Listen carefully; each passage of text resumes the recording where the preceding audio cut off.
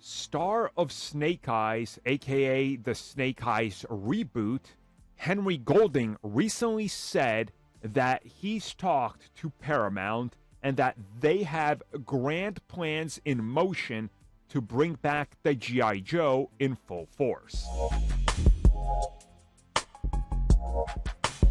Now, I just want to address this for a second. Just because he's talking about it this way, it doesn't mean that he is in fact going to be playing Snake Eyes, or that that film in any way, shape, or form connects to what they set up in Rise of the Beast, because clearly it doesn't. They're literally spread like decades apart.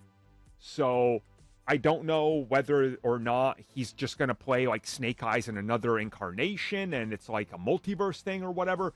Who really knows? But recently, speaking with Comic Book, he was asked about what's happening.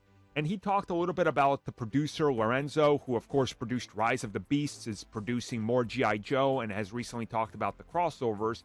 And he says, well, he's a busy man. And from talking to him and from what I know and from what they told me and what I've seen, Paramount has some grand plans for the franchise going forward. Now, of course, just recently, Paramount talked about their big ideas, things in motion, crossing things over, lining things up, how they're going to be setting up the future, and how they want to take their time and not rush it. And honestly, it seems like that they've already told some actors and revealed a couple things that are probably in motion and just taking a little bit longer.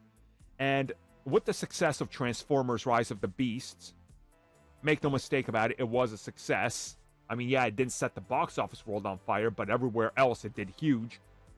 Maybe they're taking their time and they're going to shoot a couple things, around the same time. And then the next Transformers film comes out and then the G.I. Joe follows within a year.